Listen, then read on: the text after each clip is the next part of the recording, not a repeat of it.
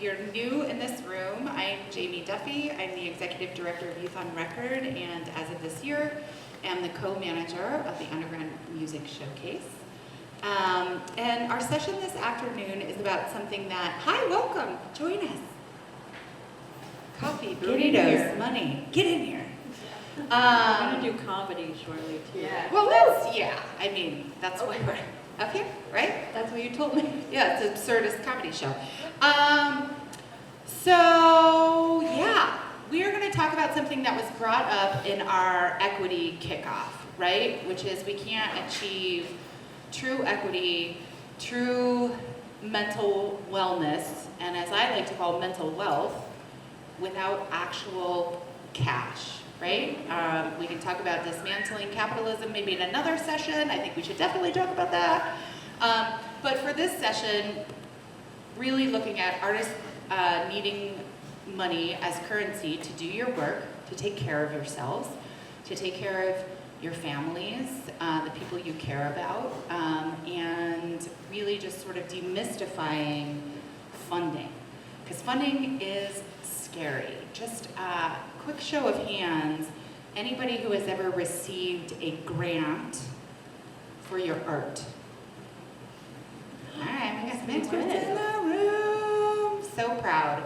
I always like to take a bit of a Robin Hood mentality, which is like, let's get it. Let's get it from every place that we possibly can and do good with it, right? And so today we're going to just demystify that process. If you're new to the grant world, you're going to learn something. If you're not new to the grant world, you're going to learn something. I'm going to read Lisa's bio because it's so amazing. One thing you should know about Lisa before we go into her bio, this person has had your backs, whether or not you know her or know it, for 20 years. Lisa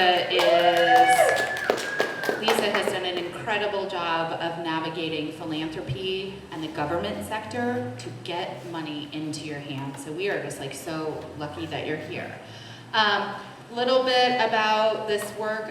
Lisa's dedicated, it says 12 years, I'm gonna say 20 years in this work, and 12 years with Denver Arts and Venues, who is a funder of Impact Days Today and the City and County of Denver. She has roots in research, policy, advocacy, grant development, cultural district development, and economic development for our industry. She's built strategic partnerships to advance the field of music. She is here today. She's doing so many great things with NEVA, which you can tell us about. And she worked on their emergency relief fund.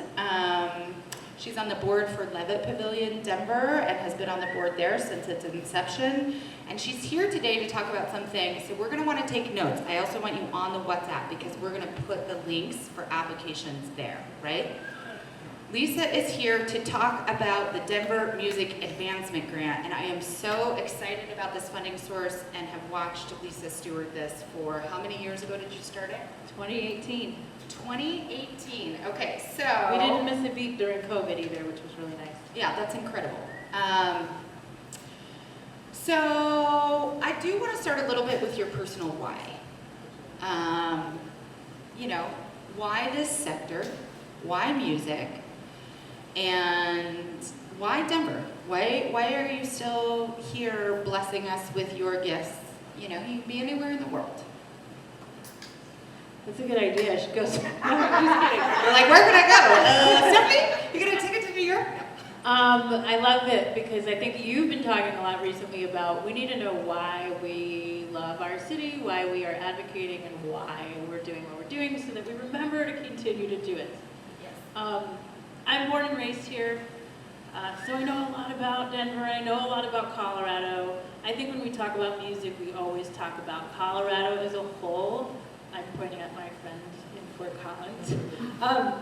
We always approach it that way from the city and the state. My why is, I grew up with music, how about you guys? Music saved my life, how about you guys? I couldn't get away from it, I can't get away from it.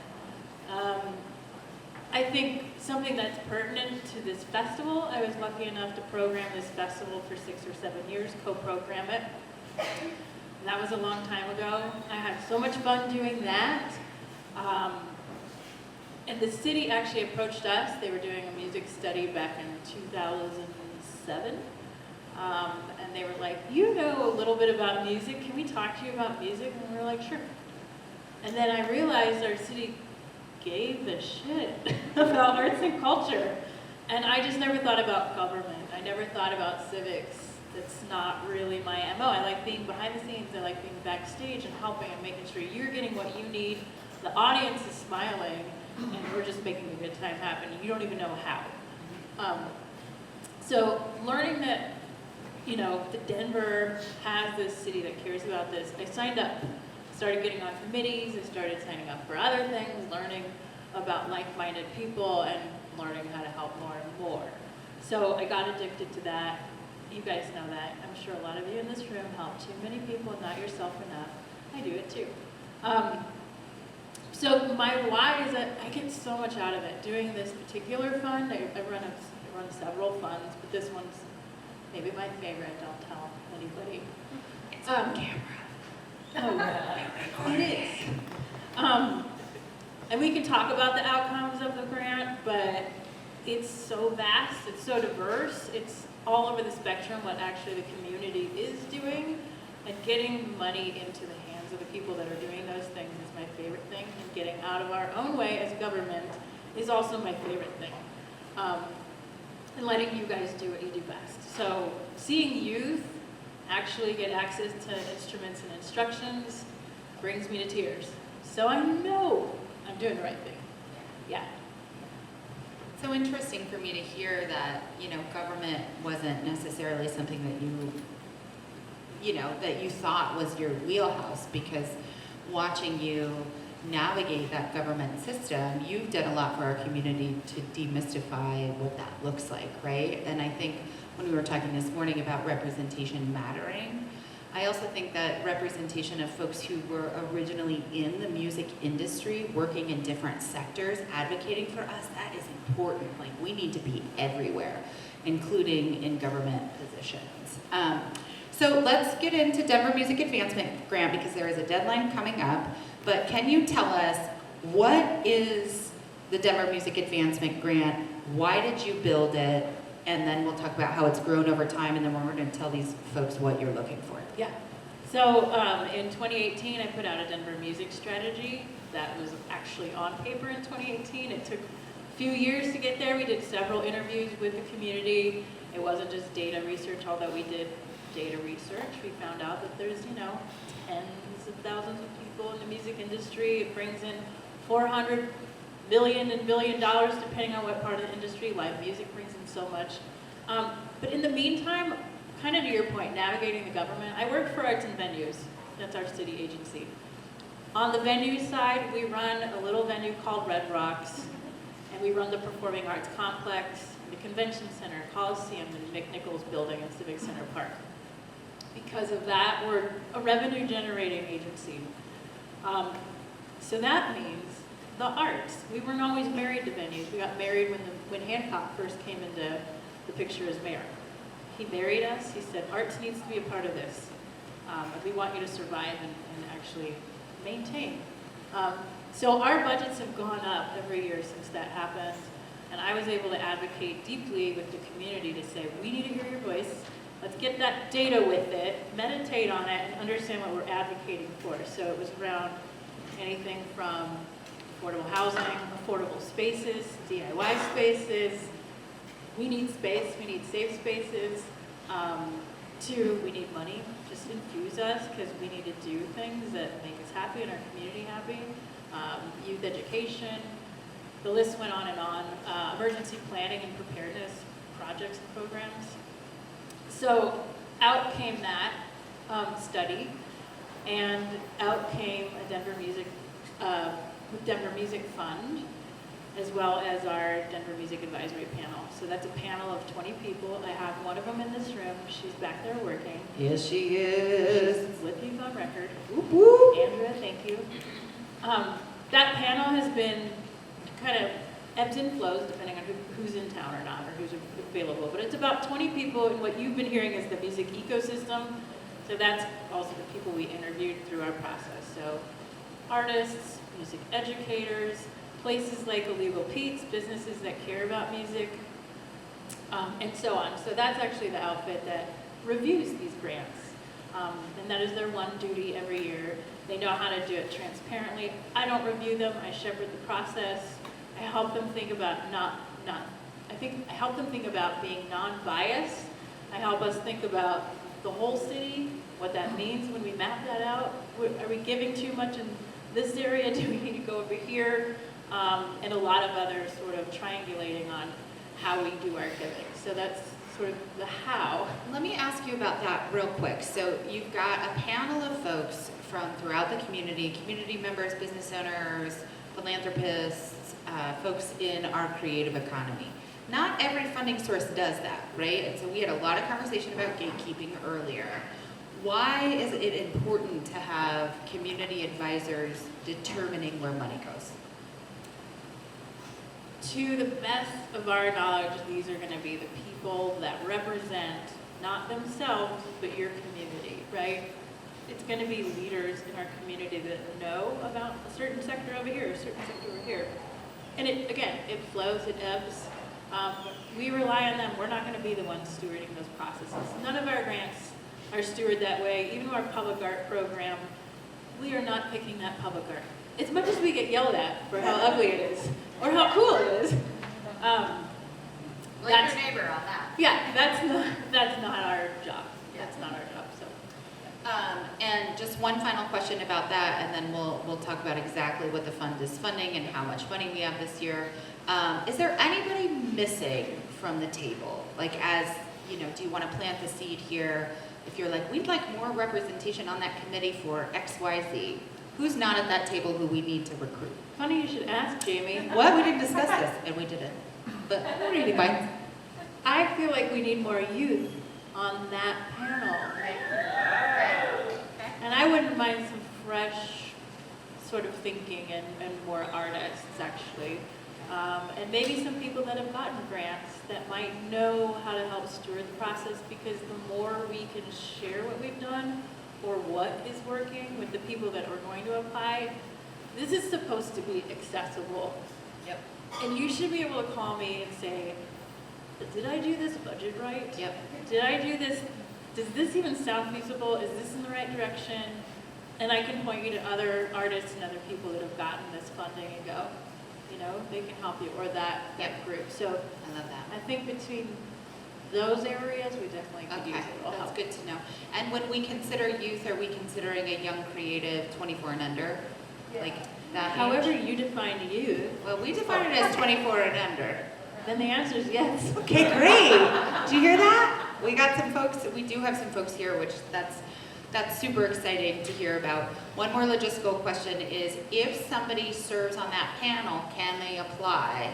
Yes. Woo-hoo-hoo. Did you hear that?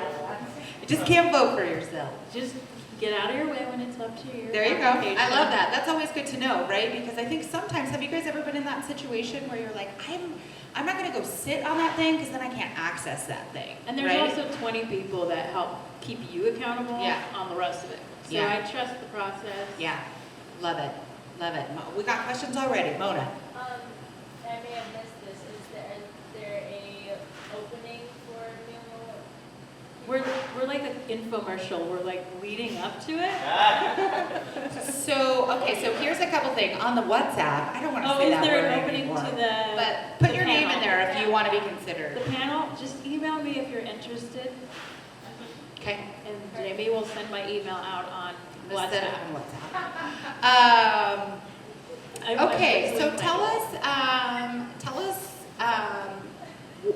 what are you looking for projects? How When would I is- tell you how much I have? I want to hear about how much money this woman has raised, because this fund has quadrupled over since you started it. So to be fair, there have been some good, we do a lot of advocating, okay? So even though I'm advocating arts and venues for their funding, I also have had wonderful partners that have come in. I don't do a lot of fundraising for this. It's sort of like, do you want to be a partner? Do you get this? So Illegal Pete's has actually been a funder for several years. Take Note Colorado has been a funder. They're the state level agency that's not necessarily an agency, but organization that believes in getting instruments and instructions into the hands of youth K through 12. We take care of the Denver part of their funding. They've been putting money in the last 3 years as well. So they do rural, and you can apply for that separately if you have rural ideas or rural partners, but for Denver, we take care of that. That doesn't mean our money is dedicated to that, but some of it is. And then this year and last year, we've gotten American Rescue Plan Act dollars. That's the difference. Typically, our grants are up to $10,000. Wait for it. This year, because it's American Rescue Plan Act funding majority, it's up to $20,000. Yeah, are you all thinking about what you could do with 20 grand? I mean, that's not small money. No, Yeah, and you know our community needs it, and they can use it. So again, we're used to doing about up to 10, so it could be 25, 5, 75, 10. In this case, it just depends on what you need. A lot of people may need the whole thing. Yep. Know what you're asking for, know why, give me a decent budget to kind of look at. But in total, we have 450,000, no, is that right? 475,000 475, I think. to give out this year. Yep. The application closes August 5th. What day? Put it in your calendars. Don't be Put it in overwhelmed. WhatsApp. Yeah. Don't be overwhelmed by that date. Because the application itself is built to also be as accessible as possible. Yep. If you know people that do not speak English, find me, we'll get translation. If people can't see or can't figure out how to use a computer, help them help me help them. But really running through it, you're looking at a project name, a description. Do you have a mission? Oh, this is the best part. Anyone can apply. Yes. As long as you are doing the project in Denver or it's related to artists or businesses in Denver, maybe it's a Music Cities thing, maybe it's a global connection thing, but as long as you're doing something that draws Denver and puts Denver in some kind of map. But if you have colleagues outside of Denver and you partner, you can do it that way.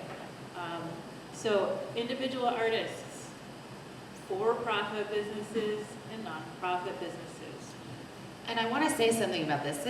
So I'm in the world of funding, right? I ask for money every single day on behalf of the community, every day. Have you done it today yet? I have asked for money today.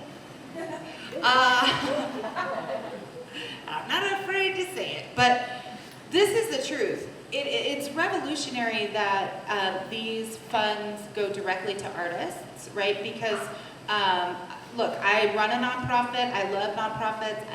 I think the nonprofit industry has a lot of problems, right? So not all the money should be going to the nonprofit industry, right? That is a big part of our economy, but not every artist has a fiscal sponsor, right? So there are few and far between funding sources, and we're going to talk about them today, that can go directly to you, but this is one of them. So if you ever hear that, perk up, because that's not always the case.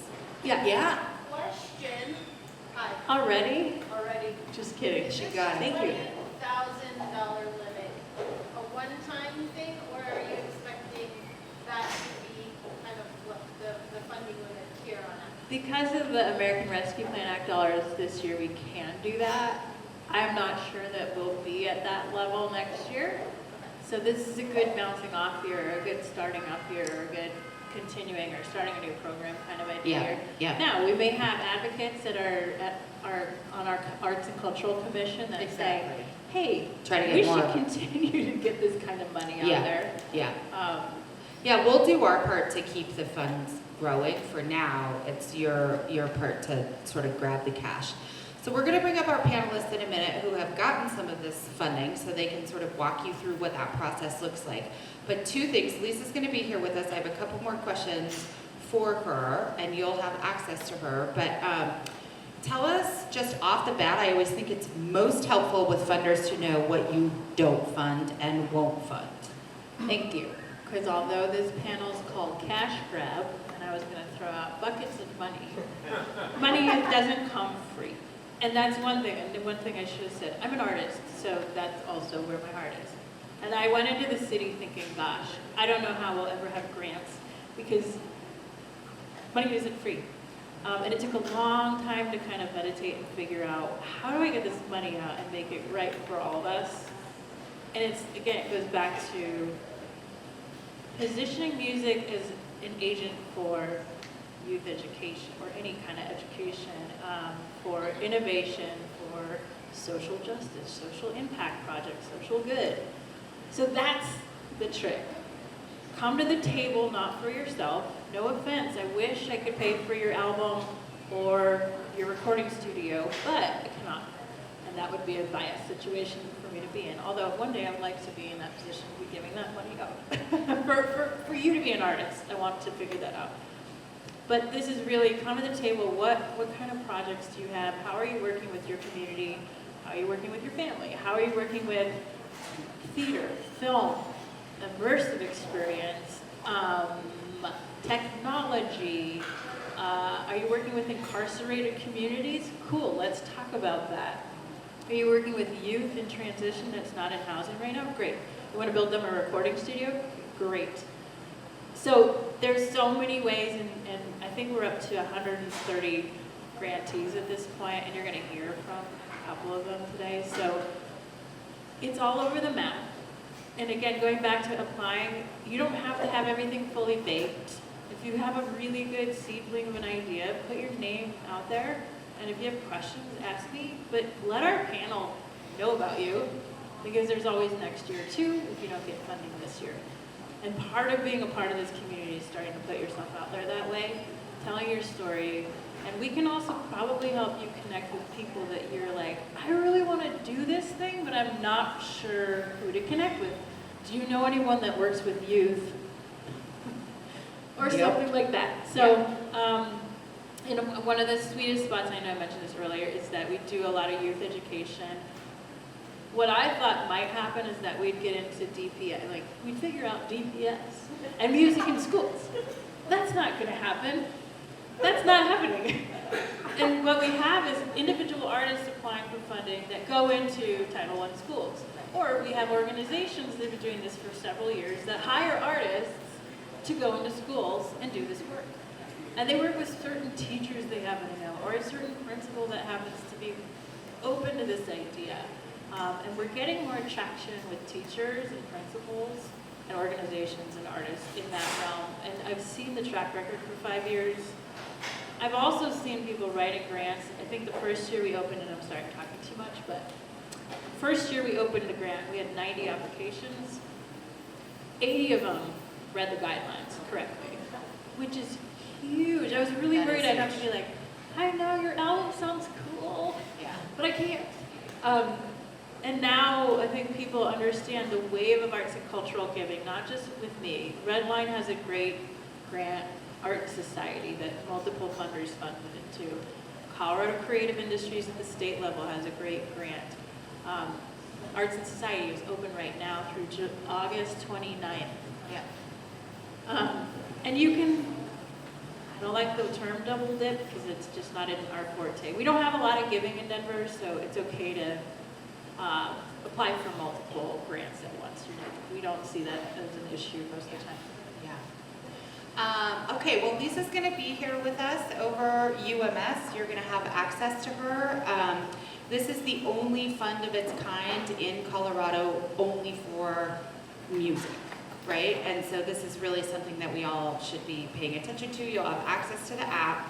I want to bring up two of our panelists. First of all, let's give a big round of applause to Lisa. Not just for what she said, but for what she does. You're the best. I have to mention one more thing because you were talking about fair pay to artists. We need, if we're going to fund anything that includes artists getting paid, pay them fairly. What does fairly mean? Ask them what they need to be paid, and then ask them, is that enough? Yeah, that's great. And for yourselves too, when you write yourselves into it, which if I'm you're going the to talk about. director of the program, call yourself the director of the program. Correct. And pay yourself to do what you're doing to make it run. That's right. That's absolutely right. Love it. Love you. You're the best. Thank you guys. Okay, she's going to just be right there. All right, let's bring up Michelle and Jen. We're back in the... This one on Janie's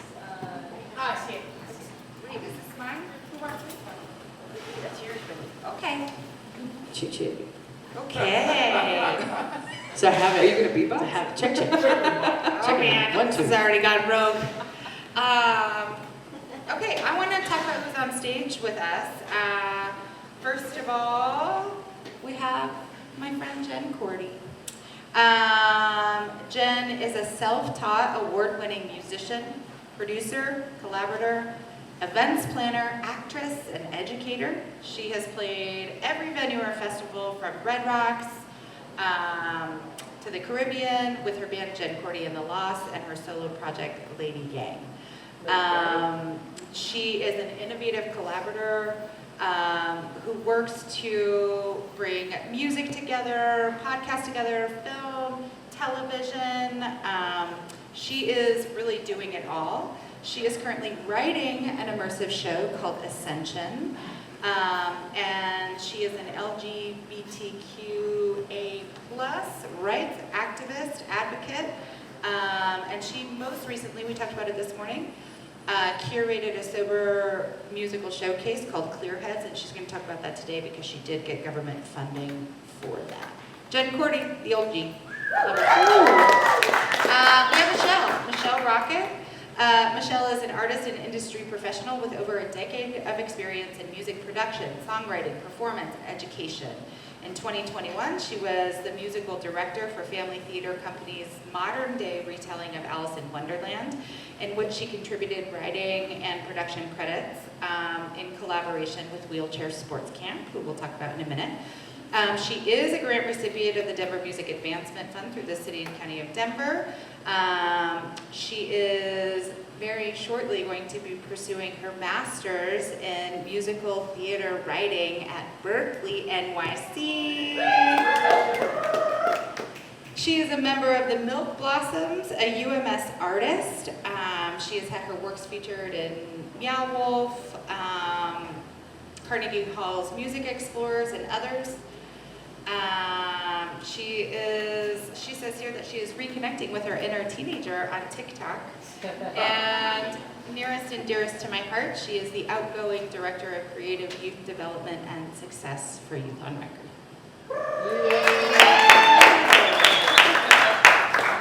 Needless to say, we are in the presence of greatness.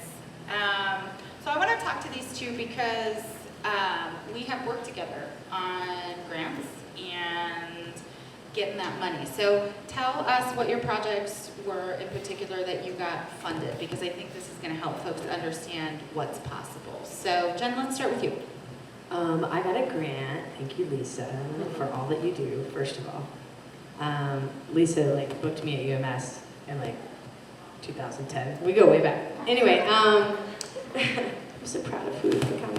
I got a grant for through the Denver Arts and Venues Music Initiative. It's my cord. It's my cord. That's not going to work. It's fine. I'm just going to hold it. I'm not going to move. Anyway, I got it for a music showcase called Clearheads, which is a booze-free hang at Fort Greene, which has been a beta program. So I just wrapped up the last one last weekend, and I had 4 months of it of consistent programming.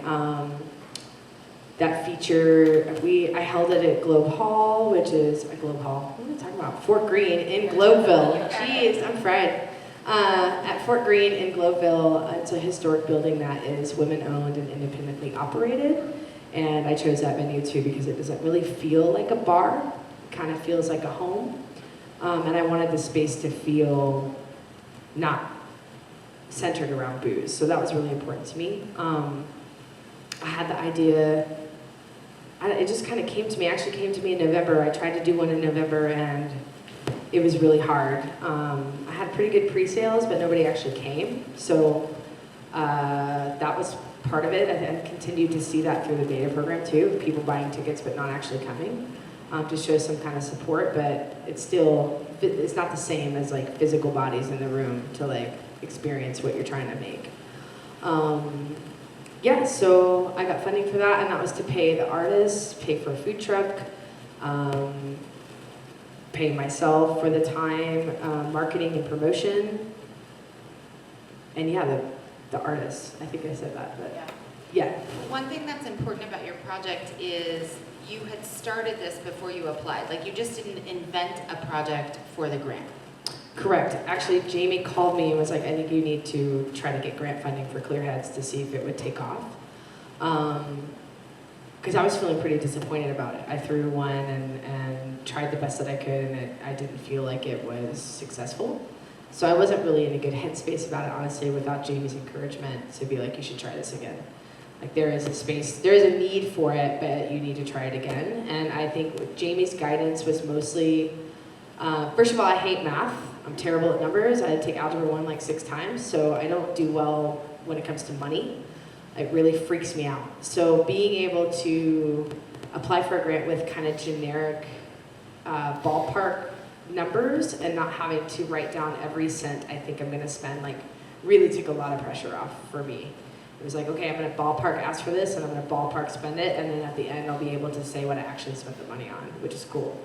And then Jamie also helped me learn a lot of language around applying, like community, using words like community and impact and how is it inclusive and what's historical, marginalized voices, like really tapping into how to showcase the effectiveness of an idea. Yeah. Love it. Yeah, one piece of advice here is I would highly recommend against coming up with a project for the grant. Don't do that. Don't do that to yourselves. Come up with, maybe you haven't done it, but you've wanted to do it, right? But I never look at funding and say, I really need to get some money, let me twist myself into a pretzel to get it. You will regret it. I have done it, right? It's gotta come from something you've been wanting to do or you've been testing and maybe you haven't had the resources to really pull it off, right? So just keep that in mind as a lens. You don't have to reinvent yourself or come up with something wholly brand new in the next 2 weeks, okay? You all already have great ideas. Yeah.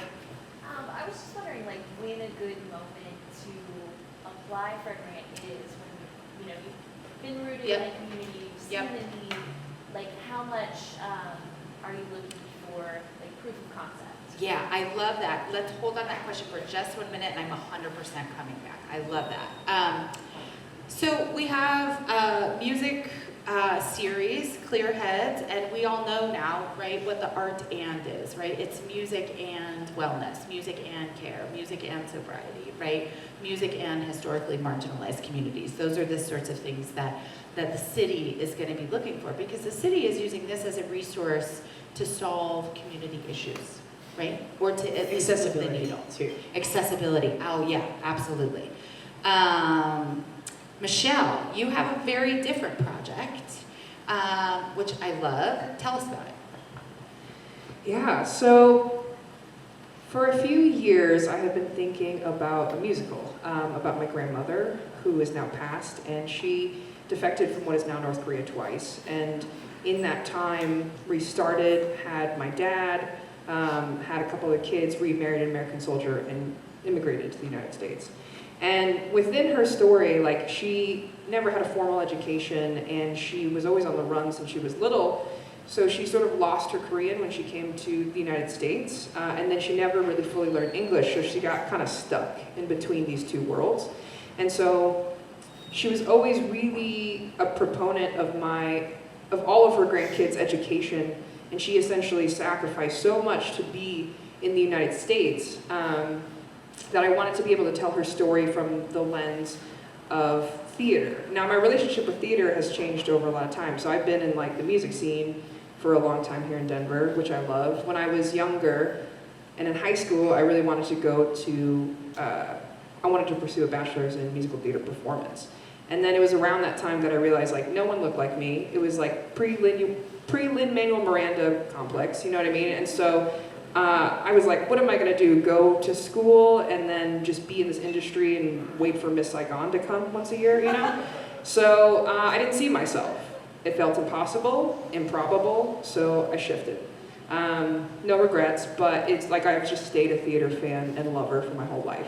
So, so I've been thinking about this musical, one, for an opportunity and a platform for representation for Asian American actors and performers, but also because, like, she was so bad at writing and reading Like one of my most prized possessions is like she was still studying English to like the day that she passed. She has this Dr. Seuss book that she was like had notes in because she was still trying to learn how to read English. And so, I mean, in all fairness, Dr. Seuss is a little confusing. yeah. Not all of those words actually exist. You need a roadmap for that, for sure.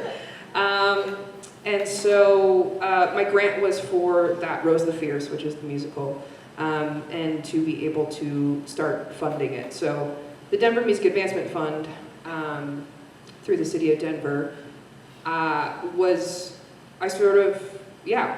applied not knowing, and we might kind of get into what the process was like. But that's what my project really is about, is sort of like understanding the relationship of language and music, both verbal and nonverbal. Everything that my grandmother did that she excelled at didn't require verbal language. Like, she was an incredible cook. She ended up having a restaurant in Durango for many, many years.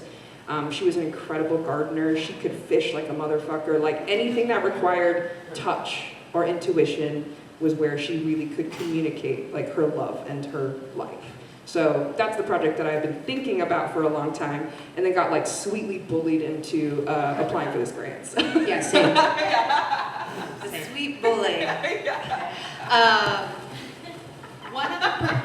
Okay, I'll take it. The one other person who was supposed to join us here today is our very own tiny happy mayor, Kaylin Heffernan of Wheelchair Sports Camp, who, little bitch, got funded from this and the state to take the Alice in Wonderland soundtrack, or to take the Alice in Wonderland score and turn it into like a video album. Right? And so knowing that Kaylin worked with Family Theater Company, we're talking about accessibility, modernizing music, taking modern music and putting it into theater. So after we're done here, do not let me forget, we're going to do a little video for Kaylin, just telling her how much we love her and waving to her and all that fun stuff. So don't let me forget to do that, but Kaylin is out with the Rona. So really wanted to be here. So these are 3 varied projects, right? So keep that in mind, because it does get a little scary to be like, I can't pay for my album? What else do I do? Y'all do a lot, I can promise you that, right? And I'm gonna be here, I am always here to help you flesh through, like, what is that project? I know you have them, and I can just help you flesh through it. So I wanna talk a little bit about that. Before we started working together, what was your perception? Because this is both of your first grant, yeah? Yeah, baby. Before we started working together, what was your perceptions of grants and why hadn't you applied? That they weren't for us. I mean, unless you're a nonprofit, I was like, well, I'm not a nonprofit, so. But I had a kind of an epiphany in October where I was like, you know what I'm gonna do? I'm just like gonna get grants so people will just fund me to be me. And I did say that to you. So that was like my mantra for like 2 months. I was like, I'm just gonna get some grants, make some cool art, man. That's all I'm trying to do in this world. And lo and behold, it happened. So yeah, just that they weren't for us or for individuals, only nonprofits is kind of what I thought. Yeah, I think largely I just didn't know what a grant was, frankly. Like financial literacy, we talk about that for artists and for people in the arts, and the perception so much about money and funding for us as artists is not usually in the same sentence or the same sentiment. So even when I was going to college and I was like a tiny bop and I was like, oh, I got a grant, cool. Like I didn't know what it was. I didn't know where it came from. I was like, cool, thank you, you know? So I started to hear the language of grants when I started working for Youth on Record. Then I started to kind of understand even where do these come from. They come from multiple different places. They can come from the city. They can come from federal, funds. They can come from individual people, right? It's like money that needs to be gotten. Spent and received. And even in the name grant, it implies someone is allowing or giving you permission for that funding. So, to Jen's point, like, I didn't think it was for me, and even if it was, I didn't think that, the reason that I say, like, sweetly bullied is, like, I really had to work through my own feelings of being like, is this something that people want? Worthiness, yeah, value, and it's a really difficult relationship, money and art. it's really difficult. When you commodify yourself, or, you know, if you view it that way, if you market yourself, if you like, it's so intrinsically overlapped between your most vulnerable offerings that it's very, very strange, and people have their own traumas and relationships to those. So I didn't know what it was, didn't think it was for us, thought it was kind of bunk. Yeah. Real quick to add to that, like, knowing that they're, like, even during COVID relief, I was having a hard time applying for funds through COVID relief, because I was a full-time musician pre-COVID, and my hustle game is real strong, and then everything stopped, and I just kept feeling like, well, I'm able-bodied, so I shouldn't be applying for assistance. I should let other people go ahead of me, and they should get the assistance, and then if there's anything left, then I'll try and apply for it. But I had to come to this realization that, like, if there's a music initiative grant, that it is for musicians. If that money is not used, like I talked to Leslie Herod about this a lot because she's trying to get more arts funding, and she's like, but people aren't applying for the funding. So then when we don't apply for the funding goes away because they think there's no interest in it.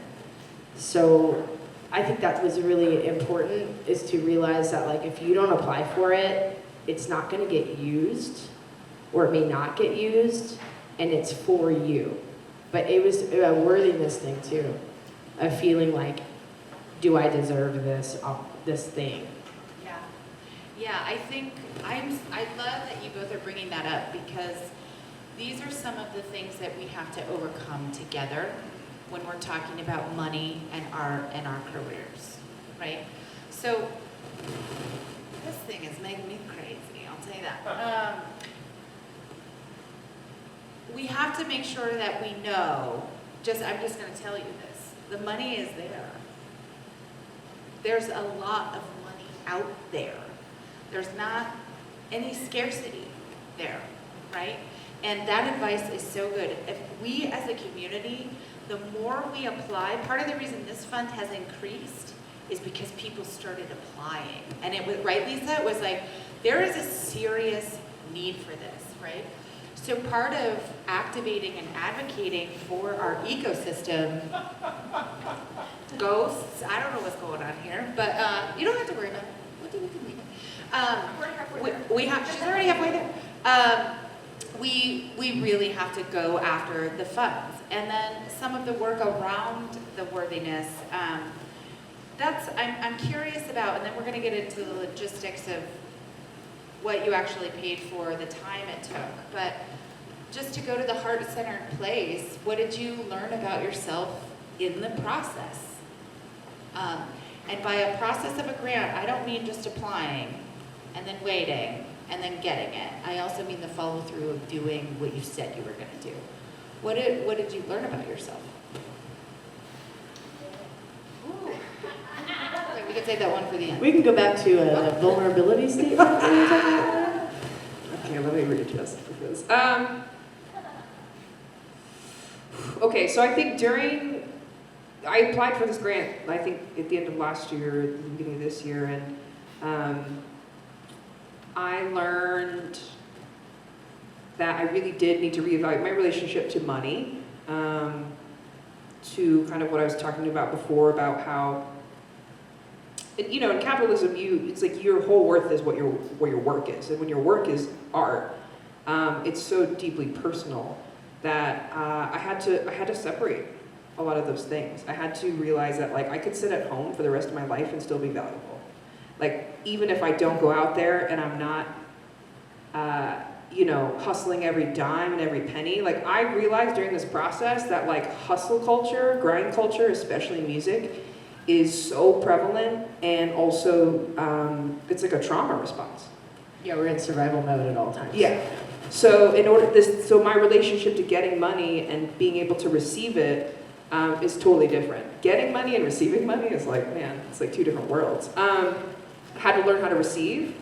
I had to learn that I needed to dream bigger, but also better. And so money is just a resource. It's not my value. It's not intrinsically tied to who I am as a human. It gives me time, and that's really what I was looking for when I applied for this grant. I just need time. And even in the process of applying, it was like, well, I have to spend time doing this. You know, I'm gonna spend hours and hours on this application and figuring out like all of the different steps just to make sure that I know what is in alignment and like what parts of myself to highlight. You know, I'm not manipulating, I'm not lying, but I just need to understand the assignment. And so I learned that time is the most valuable thing that we can have as artists. And then kind of throughout the process, and then after receiving it, it was very reassuring and being like, whoa, okay, this is something that someone sees, and that's incredible. And then now, kind of in this process, that's been the biggest thing, is that like most of us work day jobs. Most of us, you know, if you're lucky, you get to work youth on record. But those are still things that take time away from your creative life. You know what I mean? And so, just to have funding, to have time to work on this project, to do research and development, to do it well, that's worthwhile. And we're so used to being like, if we're sitting on our hands, if we're not doing something, that you're not being productive and you're not valuable, and you're just like, everything is so closely related to that. So your productivity is not your value, I guess, is what I really learned and reiterated in this process. And that the story and being able to show that to others eventually, like, that's what's important. Yeah, the art. The art, yeah. I mean, I feel like one time I went to this Meow Wolf panel, and he got up and said, artists have to stop accepting the fact that they're told they're going to be poor. Right? Yes. And When you said that, that, yeah, artists have to stop accepting the fact that we're told we're going to be poor. I'm 40 years old. I've been in this game since I was 18. And it's been really hard. There are a lot of times you want to quit. But I think what I learned a lot. I've learned a lot. It's a beta program. I have to keep reminding myself that, because you know, the attendance wasn't totally what I wanted it to be. Again, even if we sell pre-sales, if you don't show up, it changes the vibe for the artists. And I had some really dope artists. Like I had Mux Mole, who's like a worldwide renowned producer and beat maker. I had Ophelia Peaches for my Pride edition, that is on the Discovery Network, about being a underage drag queen. And so it's not a matter of like, if the talent was there to pull people, or the advertising was there to pull people, getting people to show up to shows, no matter what post-pandemic, I know y'all are all feeling that, is hard. So people buying tickets but not showing up was an issue. But then, on the upside of it, I felt like I got to observe these really intimate shows. And that the people that were there were like the last one I had, Joseph Lamar, I don't know if they're still in here, but Joseph performed, and I was awestruck. And I stood up and I was like, hey, there's like 20 of y'all in here. And it's Fort Greene, it's a small place anyway, but I said, I hope you all know that you just like witnessed true genius and true art. And like, I am humbled by this moment, and I asked this person to perform. Like, I'm humbled in this moment and in this space. Or having someone like Alicia played my first one with Kayla Marquis, and they both were able to have a space where they could intimately talk about their journey of sobriety on a stage, which is not normally something I think any of us talk about. I mean, again, I'm not on a sober journey, but I have a lot of friends who are, and so to me it was like, how do I show up as an ally in my own community in a new way? Not from a queer perspective, but from a different kind of like mental health perspective of, and Jamie put it really well when we talked it through, of challenging the economy of making bands play late so the bar can make money. And so it's shifting my whole mentality now, even with my own shows. I'm like, I'm not playing at 11:30 at night just because you want people to drink till 1. If you want to be a venue, be a venue. If you want to be a bar, be a bar. But you can't, there needs to be a distinction between like really wanting to provide a good music experience with intention, and then hire a DJ to play late night and keep people there drinking and dancing because that's what you want. So I don't know, I'm having those conversations with venues. Sometimes they like it, sometimes they really don't. But at this point, I've been here a long time, I don't really care. You know, in terms of being like, what are my values as an artist?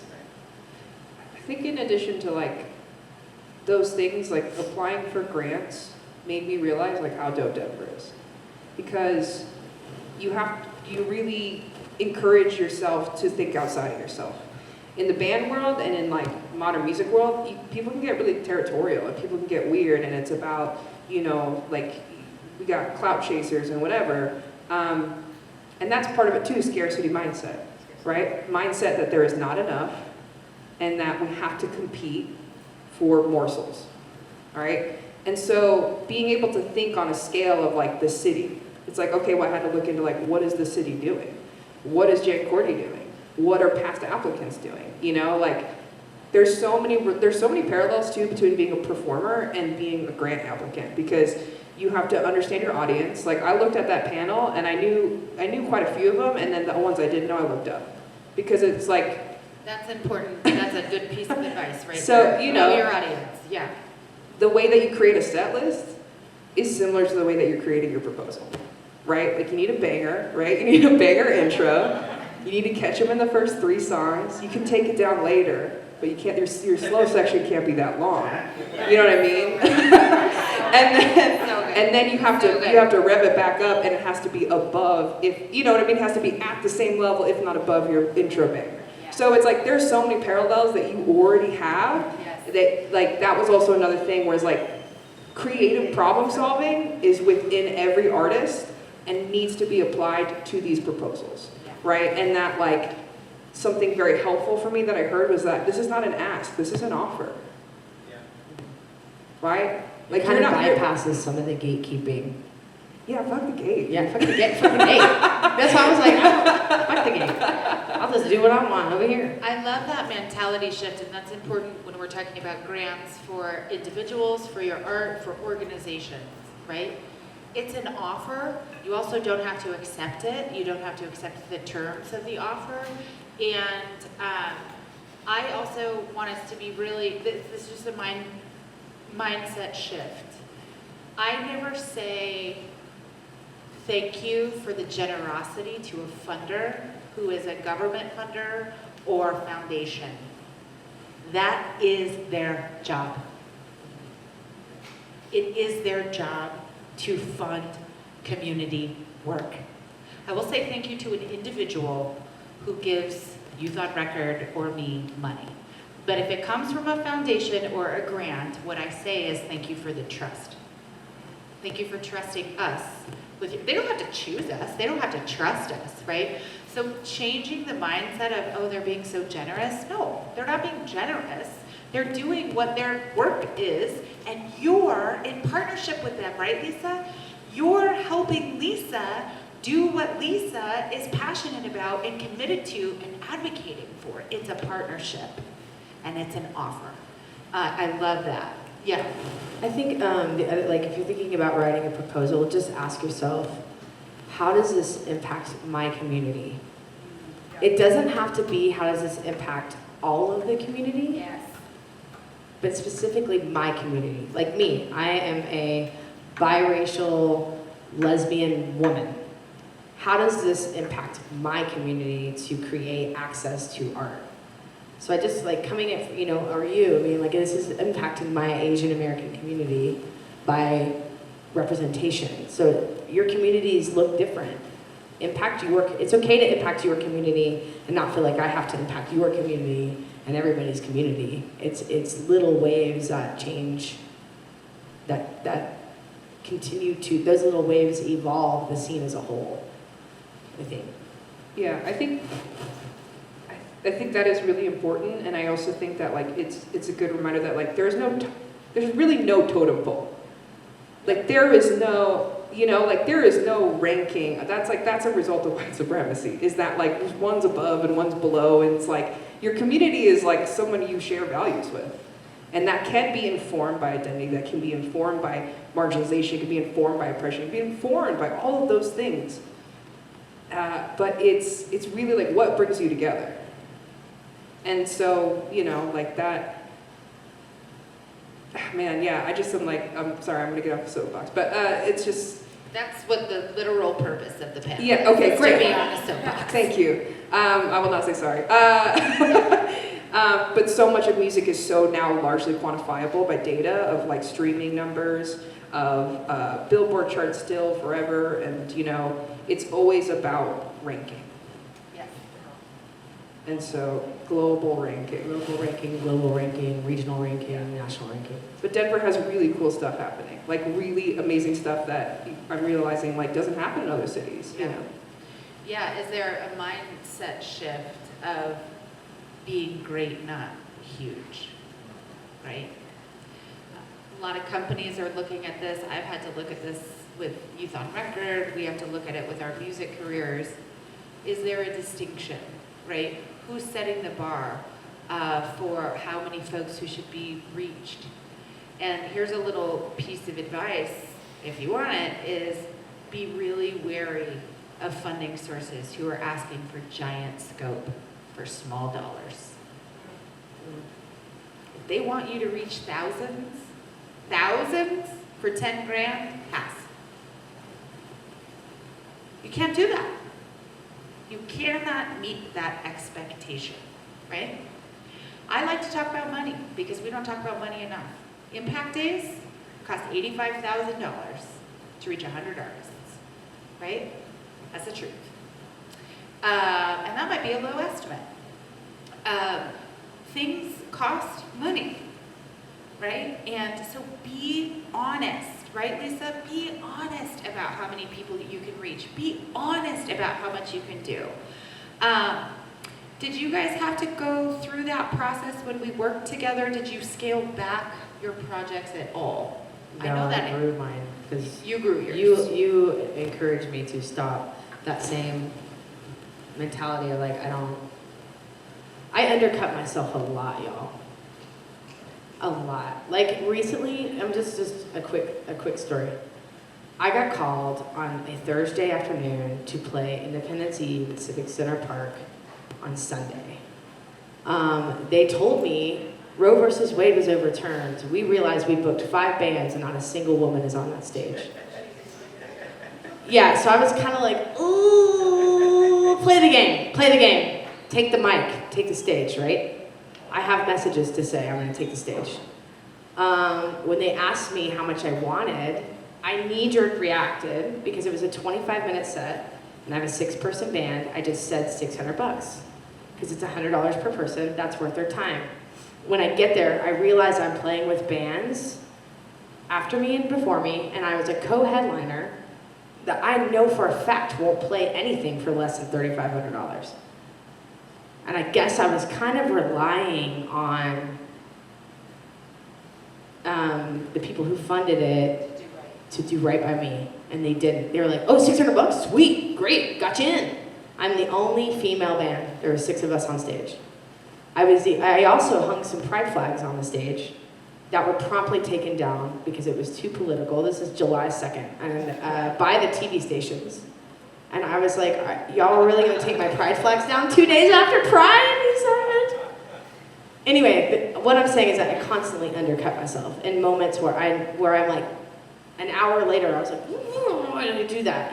Because I'm just so ingrained in being like, whoa. I'd rather take the mic because the mic was important to me in that moment, and I spoke to a lot. We weren't allowed to speak about anything political on stage that day, and I didn't give a shit. I said what I needed to say with the chance and telling them beforehand, hey, I'm gonna wear my pride flag on my guitar strap, and I'm taking it out with me, and I have shit to say, knowing that you will probably never ask me back.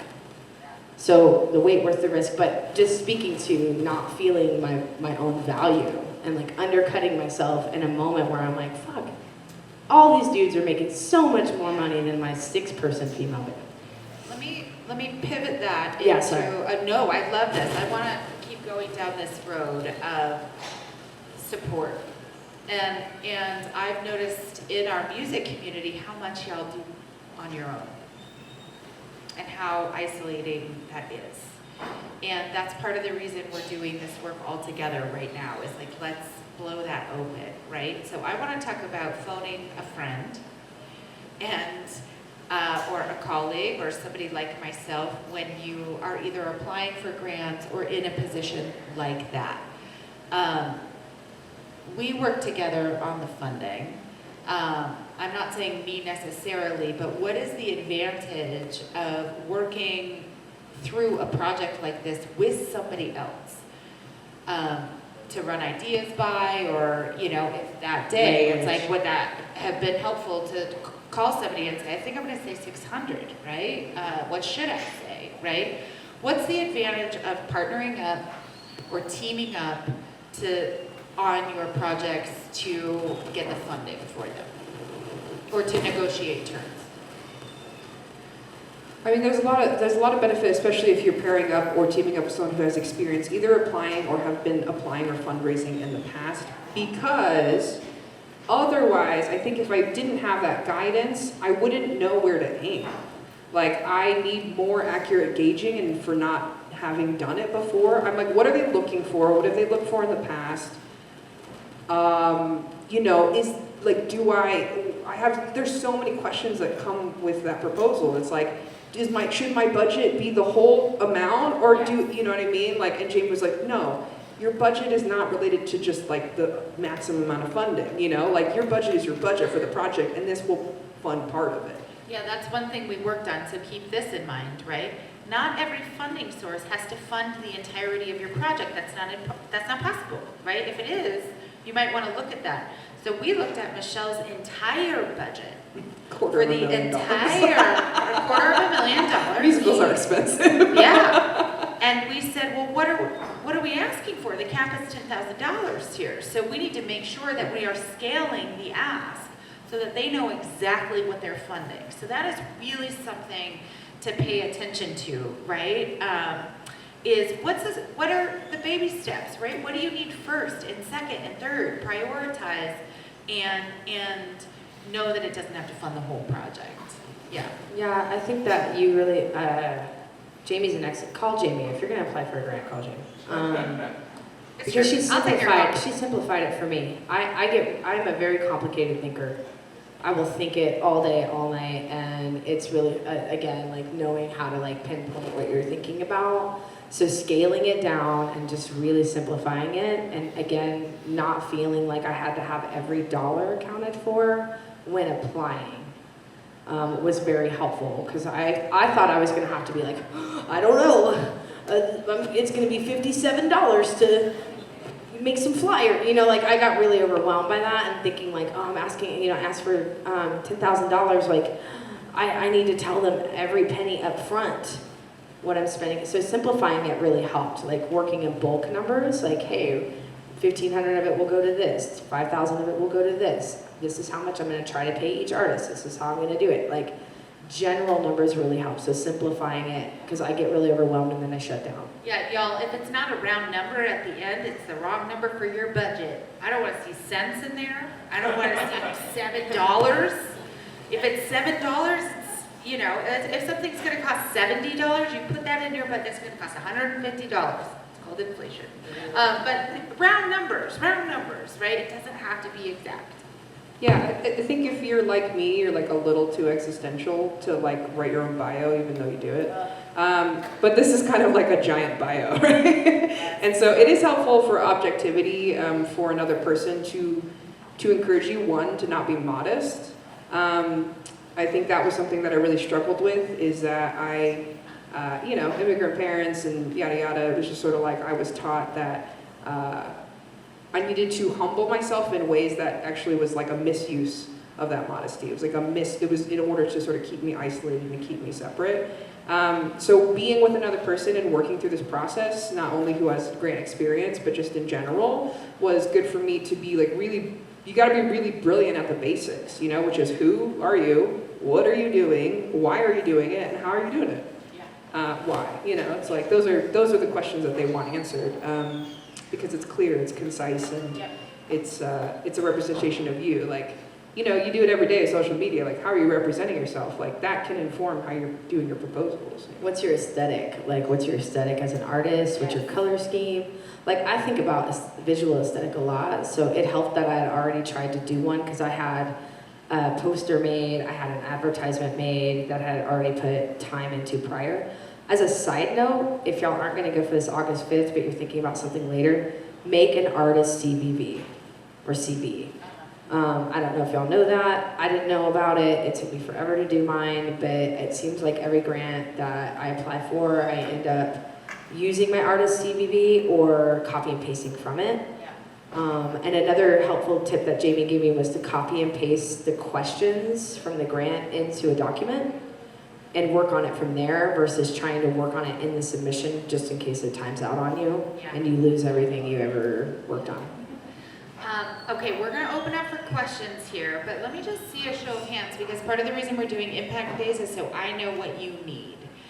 Do you all need more and consistent workshops for your funding proposals? Like sitting down with people in rooms, coaches, who will go through your proposal with you. If that's something that's appealing, can you raise your hand just so I can see who needs help? That's a hard yes. Okay. Can I raise my hand to someone who can offer help? Yes, Someone who's been on grant panels and is an accountant? absolutely. So we'll come here, right here, so that you can get all of our information. I just think that this is something, even things like that, how to format it, where to save your stuff, like all that scary stuff. I have one final question that we're gonna open up to you all.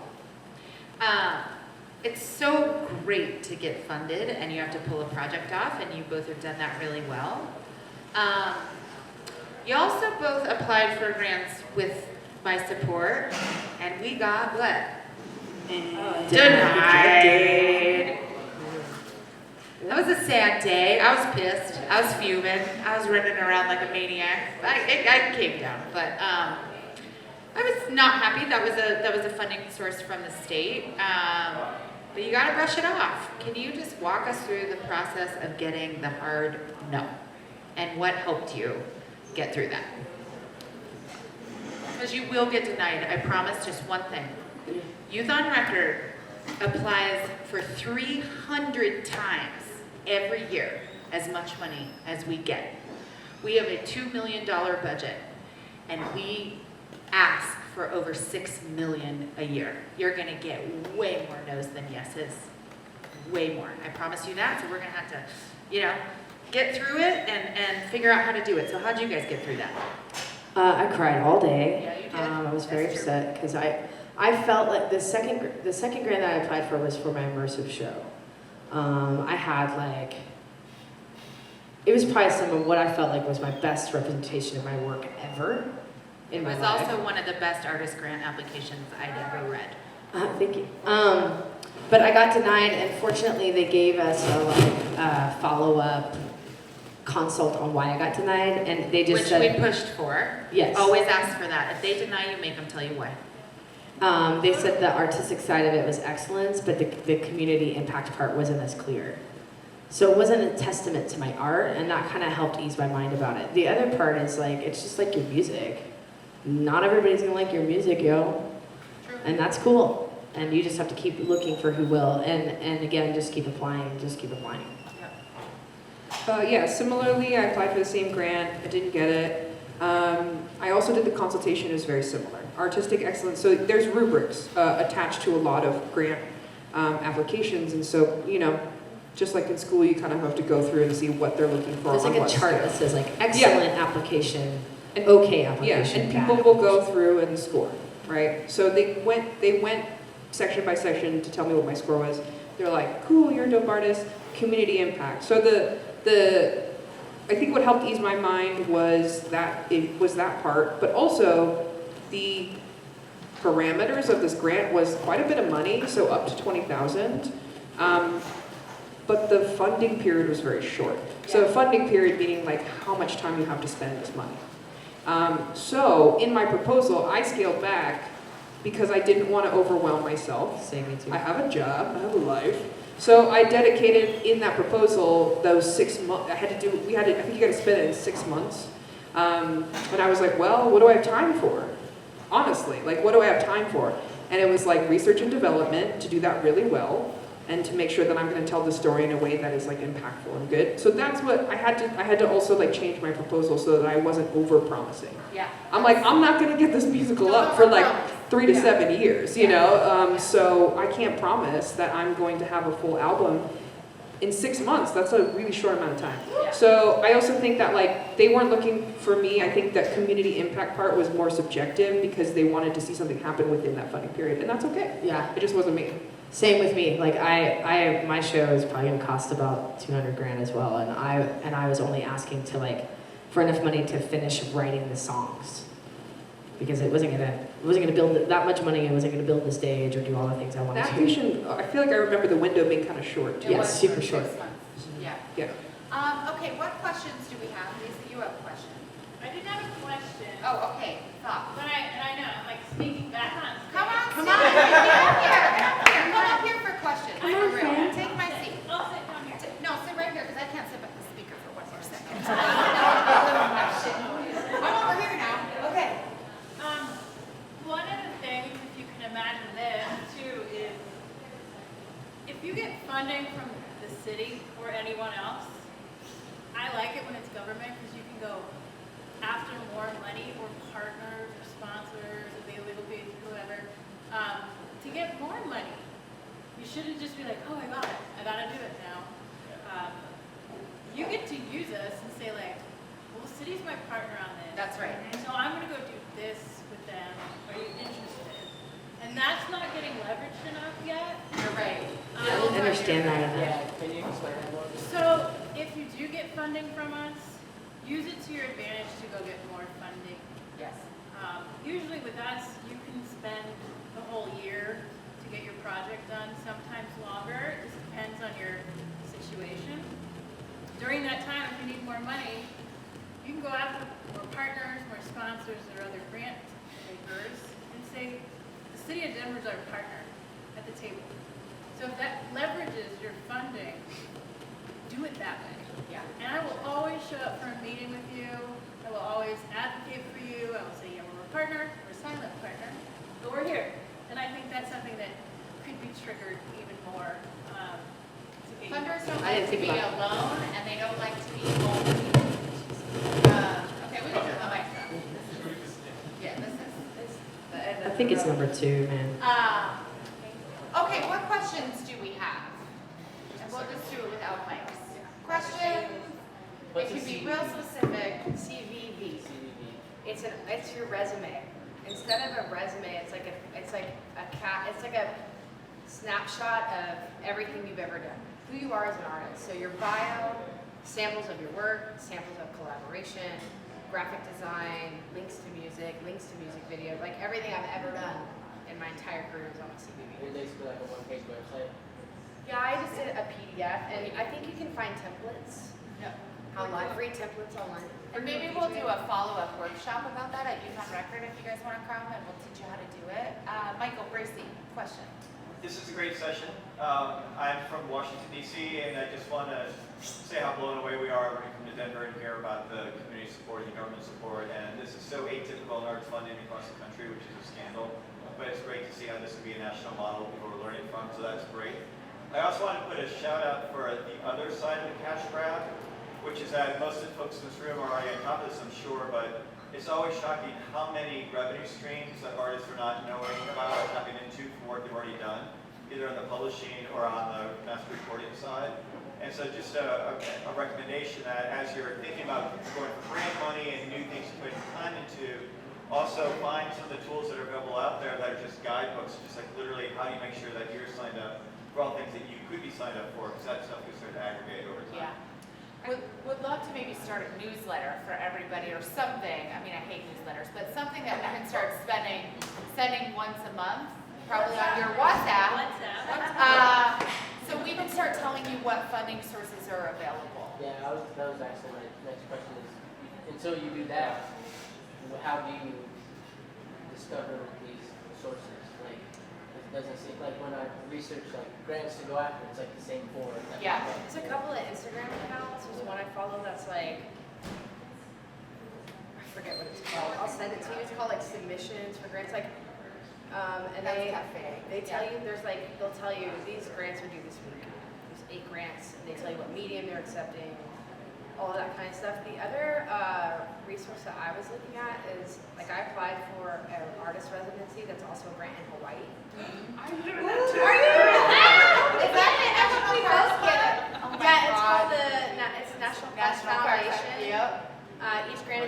some of them give you money, some of them just give you housing, like each park is different. Yeah. But that's cool too, that's another resource. Can you like say the that. national? That's the national parks, our National Park Service have artist residencies at every American national park.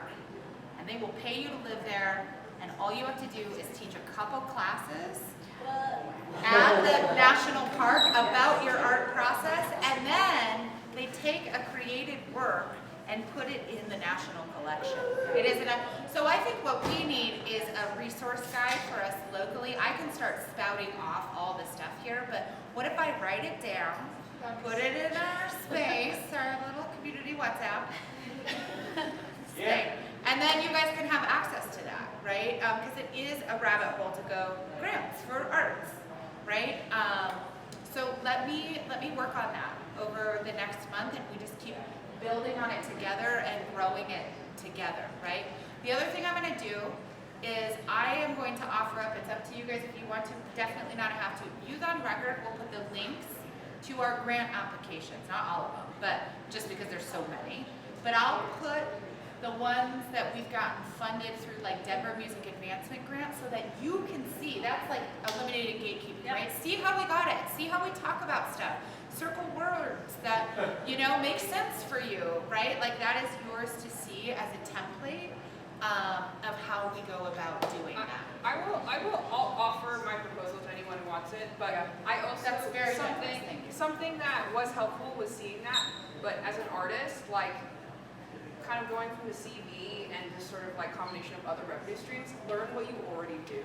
Like, learn the language around what you've been doing for like years. You do promotion, you do marketing, you do creative directing. Like, yeah, when Jamie was like, you're a creative director, I was like, fuck off. Let's bring this up. If you ever write a grant and you're not in it for 25%, redo your budget. It's reliant on you. You have to pay yourselves. We're trusting you.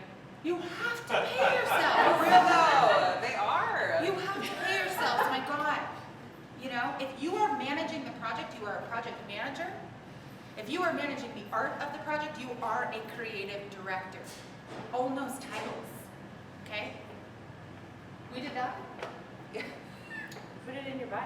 First thing on the line of your budget is creative director. Amen, every time. Yep. You know, Denver Arts and Venues is a great resource. You all really should keep in touch with her because they have money to do Yeah. that. That was the majority of my budget, And was they, to pay myself. They funded, when we first got here, we did a color conversation film series, and I didn't, you know, because we're not a not-for-profit, and they were like, you know, Tariana and Brooke were like, no, we can help you fund this, so Yeah. they did. And then I partnered, to your point, with bond fees, and they gave us money to start this festival. You leveraged it, Stephanie. Of You course know how I to did, do that, yeah. right? You're like, I'm gonna take this, and people like to be, funders don't like to be alone, and they don't like to be the only one in, so you start name dropping. And then another fund is Brick. Brick is with the Denver Foundation on the board, and it funds businesses of color, BIPOC businesses, any industry, and they will give you money. And the application process is super easy. Yep. It's called Brick, B-R-I-C. Other questions? Yeah. So I have like a small music ed nonprofit myself, and so maybe this is pretty specific question for me, but I'm kind of curious. Like, I feel like the funding level is really great for individuals, but like at an organizational level, there's like kind of like we're having to like just like squish all these different things together and, you know, to be like a fee for service. Yep. And that's not really in alignment with like our values. I guess I'm curious like how Youth on Record like maybe survived the process Yeah. of like getting to the scale. Yeah, I think how you scale, just on a very short level, our first grant was $10,000 from the Denver Foundation. I lost my shit. I was like, we've made it! Made it! I still feel that way. But diversified funding, right? We're a $2 million organization, and we still accept grants for $10,000 or less. Not a ton, we don't put all of our eggs in that basket, but diversified funding sources, right? Youth on Record did not start getting six-figure grants until 2 years ago. And so So you kind of put in your buckets, right? And those small grants help you build enough to where then you can start to leverage larger grants, right? You can also try to push a funder and say, gosh, we could really use that 5,000. Are you willing to up that to 10, or can you guarantee us 5,000 every year for 3 years? Because in order for us to scale, we need multi-year funding, right? So I'm happy to also, if any of you run or work with nonprofit organizations, however I can help demystify this, what's ours is yours, what we've learned is yours, right? So I'm happy to sit down with you, and I would love to talk to you about earned revenue, because I'm all about it. I'm all about earned revenue from sources who aren't clients, if that makes sense. Because our value system is no kid ever pays, and they never have, but guess who pays? The schools. Right? Yep. But the other thing is like maybe breaking it down into one perspective that you are asking funding for. So instead of asking for funding for your organization as a whole, you're like, I'm just asking for funding for this one. Yes, good advice. One aspect, because then you can find other grants that fit different aspects, and then you get all your funding around. You don't feel like you have to squish every goal into one proposal. Smart. Like I'm only asking, like I was saying, we're only asking for funding for this first phase of our thing, because we can't, it's not gonna pay for the whole shit, you know? That's right. Totally. Yeah, it's actually, so shout out to Michelle, because it's like to help with the school that she got me in contact with. So thank you. That's awesome. And kind of quick follow up. I think Please do. is anybody aware of like the Green Fellowship? I think it's like with Redline. I think that might be, or maybe it's like, it's something like that. But I think that grant is more specific for like artists and supporting artists. So at risk of maybe losing out to more talented people in the room. There's enough for all of us. Yeah, I know. Yep. But I think it's, I'll try and look up the name. Yeah, of it. their artist residency is for artists, and it's wonderful and incredible, and they do accept artists of all genres. And then their arts and society funding is a sort of arts and, so that might be an opportunity for you all to say to some nonprofits, hey, I'm interested in this thing of pursuing a project, but I do need to partner with a nonprofit. Ask, they'll tell you if they can do it or not, right? That's another way to leverage more funds. Let's ask about 3 more questions, and I think we have to wrap this up, because are we at 4:30? Yeah. We're getting that money, and then we're gonna go. Mila's here, award winner. How many? 10? 8. Mila's gonna be in From Bands to Musicals, which I'm so excited, and I hope we all go over and see that at Chaos Bloom at 5 o'clock. Let's go for 2 or 3 more questions, and then we'll give them a round of applause. Anything else? Yeah. So for some of these funding sources, if your project's a one-off, that's one thing. But if you're trying to get something, like you said, you have 3 different, you fund us for 3 different years, how often is it something like that, where you can apply multiple times for the same grant year after year? It depends on the funding source, so that is wholly dependent on the funding source. Denver Music Advancement Grant, like Youth on Record has received every year for, sometimes it's the same project and we're doing something a little different with it, sometimes it's a new project. I will say, I hate that answer, like depends on the source, totally depends on the source. I will say be wary of funding sources who give small amounts of money for brand new projects and it's a one-time. What you need to consider is what you just said. Can I leverage the funding for the project from other sources, right? Because if you're doing something new and you're trying to pull it off, you're gonna have to figure out how to fund it, right? So it does depend. So, and they should clarify that for you. We want new projects, this is one-time funding. If you don't know, reach out, yeah?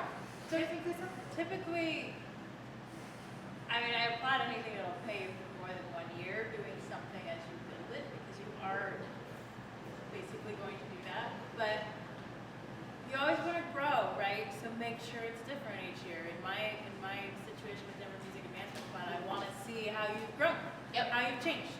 What's your new diversity, equity, inclusion, and justice lens on something?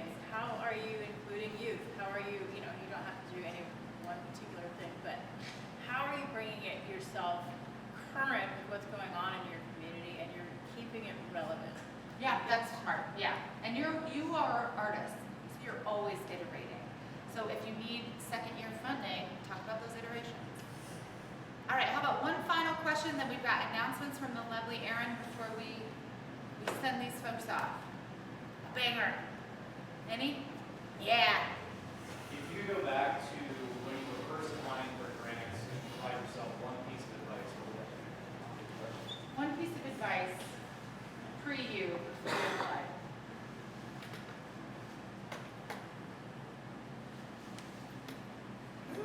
It's funny, I know them, and they're right, it's so emotional. So I'm curious what your answers would be, because there's so much both of you have gone through now. Well, for me, I have to keep going back to it's a beta program. Yes. So to me, that means if it doesn't succeed at the level I expected it to succeed, it's kind of okay. Because then I feel like right now, I just felt compelled to come back to Lisa and say, okay, here's what I tried. Here's everything that did not work. Could I get more funding to try it again and completely change the model of what I thought it was supposed to be? Because I don't think the model that I tried to use worked. And so I think going back to advice would be, A, you're worthy of asking for $10,000 for an idea that you have. Believe in your art. It honestly was astonishing to me personally to sit down and have to write out my CVB and really think about everything I've done, because we're so quick to be like, okay, well the project's done, what's next? And then you don't stop and be like, damn, that was dope. Good for you, good job. So it really kind of helped reignite kind of my respect for myself that I'd done all of this shit, which honestly a lot of it was done out of hustle and need to survive. But to say hey, you're worthy of this and you can totally do this, it might not work. And that's okay. They're giving me the money to see if it does. That's right. And I had to really, especially in struggling with what I gauge as success or not, it really helped soothe that to be it's okay if it didn't work the way you thought it was gonna work, because you were just trying it out. And they trusted you because of your artistry to try it out. And I feel okay being hey, I am super disappointed by X, Y, and Z because the model didn't work. And that's cool. That's the point, is they're trying to get research into music initiatives that may or may not work for the city and may or may not grow. Love it.